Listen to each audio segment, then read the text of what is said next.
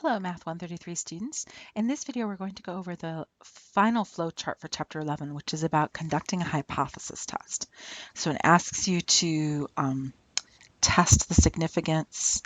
That's what they're talking about, right? Conduct a hypothesis test. All right, now we've had 5 different kinds of tests. So we've had the one prop Z test, which means you're looking for percents, proportions, surveys, that kind of thing, for one group, right, for one population. We learned about that in section 10.2, which is on page, I'm grabbing the gold packet right here, 301, one prop Z test. That was 10.2, so it's page 301 of the gold packet.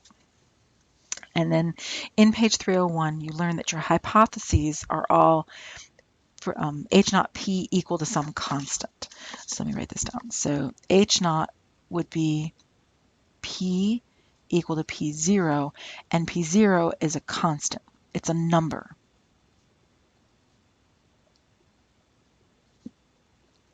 A constant's a math person's way of saying a number. So it'll be equal to some number, equal to some percent. Now the requirement for normal was that n times P0 times 1 minus P0 be greater than or equal to 10. All right, now that's different from a 2 prop Z test. Oh, sorry, my little t got off of the mix there. So a 2 prop Z test is for proportions again, surveys and percents. So let me grab this. So for percent, proportions, so it's a survey or a poll, but for 2 groups, right? 2 separate independent groups.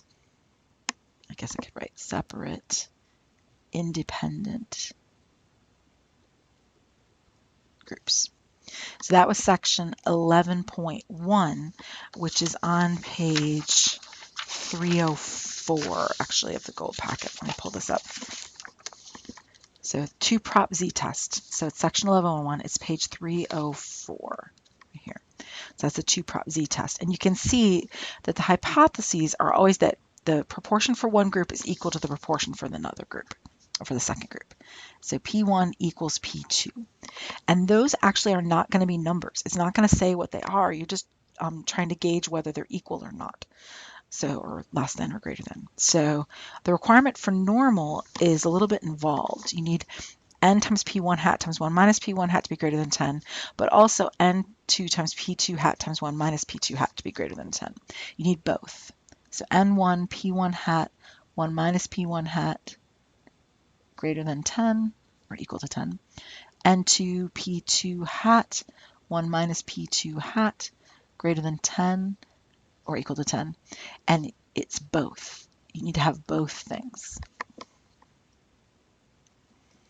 All right, so those are the 2 proportion ones. So both of these are proportion. This is for a single proportion.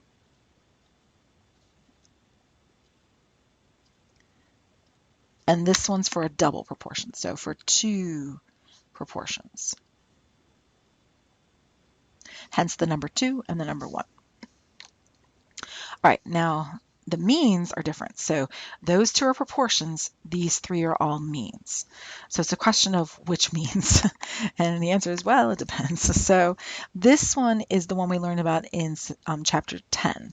So this was section 10.3. So it's on page 302, if I'm not mistaken. It's a t-test for a single mean. So you're going to see a data table. So if you see a data table, sorry, that's 2 words. It looks like 1 word, so I'm sorry. So data table, it'll mention mean, it'll mention average sometimes. So if you see average, this is the one they're talking about.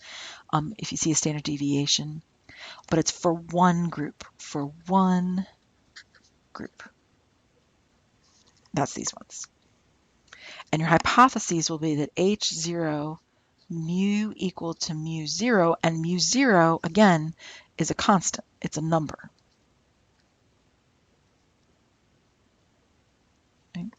So you'll be saying, oh, I think mu is equal to 5, or mu is equal to 10, you know, whatever. I don't know why I put the commas in there. That was me not thinking right.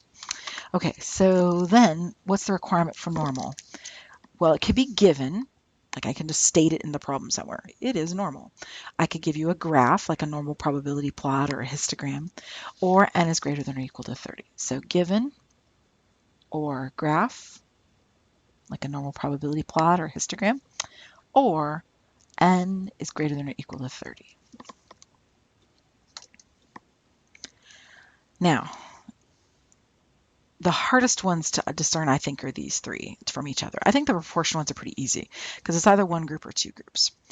But for these three, they're all different types of t-tests, but what's different about them is a little bit hard to spot because they're all going to have, or could have, I should say, data tables, the mean, standard deviation stuff mentioned.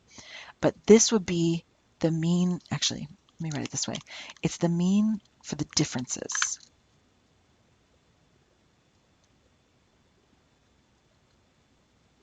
It's the standard deviation for the differences. If you have a data table, you're going to look for the differences. Data table of matched pairs. So it's going to be a matched pairs data table. So if you see a matched pairs data table, it's this one. Or it could be they mention the standard deviation and the mean for the differences. Right? So these two. So if they give you a data table, it'll be a matched pairs one. If they give you information, they'll be talking about the differences in the two groups, because this one's the one that's for, oh, I'm sorry, that got out of order there. But this is the one that's for, actually, let me just erase the section over here and just say this is for dependent groups, right? So dependent groups meaning, of course, pre and post, before and after, husbands and wives, that kind of thing. They'll be matched pairs. So if you see matched pairs in the problem and you want to do a test, this is the one. So I should, sorry, that word section got lost here. So let me put section over here. So the section you're looking at is 11.2, which was on page 305. It's a t-test. It's just like the t-test is here. So this can be really hard because they both run off of a t-test. T-test here and a t-test here. So these are both the same test, but you think about them differently. This is for a single group, right? So you're just running the test on one group. This is a test on the differences. So you're looking at those matched pairs and you're going to put those differences into your calculator and run the test on that. So it'll often be L3 equals the differences if you're looking at a table. And that'll be what you run the test on, is that list of differences. Now your hypotheses would be, well, your null hypothesis is always that the mean of the differences, because everything about here is about the differences, is equal to 0. And your requirement for normal would be the same as above. It's given, or a graph, or n for the differences is greater than or equal to 30. Right? It's the number of differences there were in your table. The number of matched pairs is greater than or equal to 30. All right, now the last one is the one that's a two-sample t-test. So two-sample t-test. So it's another t-test, but it's going to be a data table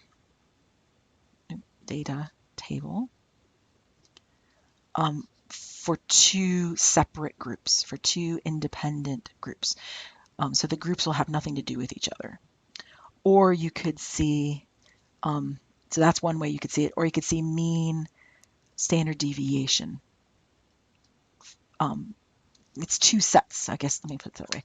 It's two separate sets of mean and standard deviation. So two separate sets of mean and standard deviation. One for group 1, so you'll get an x bar 1 and x bar 2, and standard deviation, right? So you'll get S1 and S2. So you'll have two separate groups, and they'll each have their own standard deviation and their own X bar. So you'll have two separate things mentioned in the problem, or you can have a data table, but two separate groups that don't have anything to do with each other. You're not trying to find the differences like you are in this one. So that was section 11.3. It's page 306 of your gold packet. So let me go to it real quick. And you can see, you know, hey, I'm going to have two separate X bars, two separate S's, that kind of thing. The same, you can have it given and graph for normal. So normal can come from given or graph, or you need both N1 and N2 to be greater than 30. So given, graph, or N1 greater than or equal to 30, N2 greater than or equal to 30, but you have to have both. They both must be present. And then the hypotheses are a little bit different. This one's differences, so it's the mean of the differences. This one is that the one group is equal to the other group. Just much like P1 is equal to P2, proportion for one group is equal to proportion for the other group. This one is that the average, the mean for one group is equal to the mean for the other group.